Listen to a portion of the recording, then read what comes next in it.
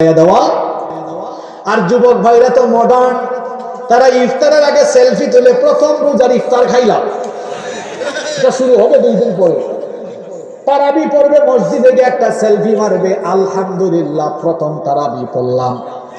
সাহরি খাইয়া আরেকটা পোস্ট দিবে, আলহামদুলিল্লাহ প্রথম সাহরি খাইলাম। ইফতার খাইয়া আরেকটা পোস্ট মারবে, আলহামদুলিল্লাহ প্রথম ইফতার খাইলাম। তো এটা কি সেলফি তোলার বিষয় নাকি? ইবাদতের ভেতরে এখন আমাদের রিয়া ঢুকে গিয়েছে। রিয়া যেন ঢুকে না যায়। রমজানের মাস সেলফি তোলার মাস নয়, রমজানের মাস হলো ইবাদতের। ইফতার সামনে নিয়ে সেলফি তোলায় ব্যস্ত থাকবেন না, মোবাইলটা দূরে রাখেন। অনেকে আছে ইফতার সামনে নিয়ে ফেসবুক চালায়, ফেসবুক চালায় চালায় টাইম চলে যাক। অনেকে আছে গেমস খেলায়, পাবজি ফ্রি ফায়ার খেলায়, যাতে করে সময়টা চলে যায়, ইফতারের টাইম চলে আসে। ইফতার সামনে নিয়ে এ ধরনের অহেতুক কাজ করবেন না। আপনি আপনার পরিবারের সবাইকে নিয়ে বসেন, একসাথে দোয়া করেন, হাত তুলেন আল্লাহর কাছে। দোয়ার এমন পাওয়া, আর দোয়াকারী বান্দাকে আল্লাহ এমনি ভালোবাসেন। হাদিসে এসেছে, আল্লাহর নবী বলেছেন, সাল্লাল্লাহু মিন ফাদলি ফা ইন্নাল্লাহা ইউহিব্বু আন ইউসআল। তোমরা আল্লাহর কাছে চাও, আল্লাহর অনুগ্রহ তালাশ করো, আল্লাহর অনুগ্রহ চাও, আল্লাহর কাছে চাইতে থাকো।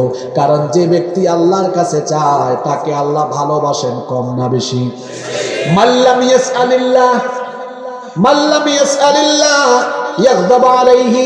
যে ব্যক্তি আল্লাহর কাছে চায় না, আল্লাহ তার উপর রাগ করেন, তার উপর বেজার হয়ে যান। দুনিয়ার মানুষের কাছে চাইলে দুনিয়ার মানুষ নারাজ হয়, কিন্তু আল্লাহর কাছে বান্দা না চাইলে আল্লাহ নারাজ হয়। বরং বান্দা আল্লাহর কাছে যত বেশি চাইবে, আল্লাহ বান্দার উপরে তত বেশি খুশি হয়ে যায়। দুয়ার পাওয়ার আছে না নাই? অসম্ভব অসম্ভব হয়ে যায় দুয়ার মাধ্যমে। বলবেন হুজুর অসম্ভব সম্ভব হয়েছে, এটা মিসাল দেন তো, এটা দলিল দেন তো। বলেন তো, বন্ধা নারীর ঘরে কি সন্তান হয় নাকি? কথা কম না কেন? বন্ধা নারী বুঝেন না যে সন্তান জন্ম দিতে অক্ষম? তামাম দুনিয়ার চিকিৎসা বিজ্ঞান বলে বন্ধা নারীর ঘরে সন্তান হয় না। কিন্তু মারিয়ামের নামে তো কোরআনে একটা সূরা আছে, মারিয়াম আলাইহিস সালাম, তিনি পৃথিবীর শ্রেষ্ঠ একজন নারী, সুবহানাল্লাহ। ছোট্টবেলায় তিনি জাকারিয়া আলাইহিস সালামের তত্ত্বাবধানে বড় হয়েছিলেন। জাকারিয়া আলাইহিস সালাম মারিয়ামের ঘরে গিয়ে দেখলেন সিজন ছাড়া তার ঘরে সিজনের ফল।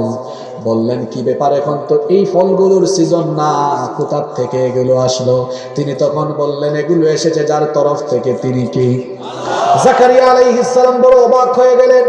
সিজন ছাড়া যদি সিজনের ফল আল্লাহ দিতে পারে, তাহলে সে আল্লাহ তো যে মহিলার সন্তান হওয়ার কথা না, ওই মহিলাকেও সন্তান দিতে।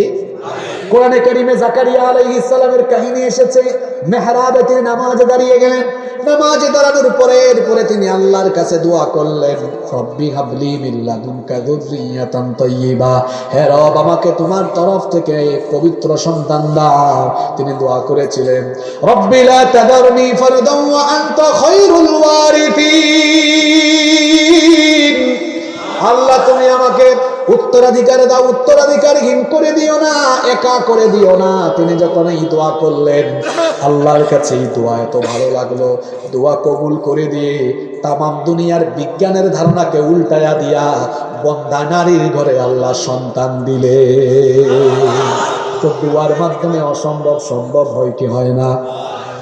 ওইদিকে আইয়ুব আলাইহিস সালাম 18 বছর অসুস্থ, দোয়া করলেন, তার রোগ ভালো করে দিলেন কে?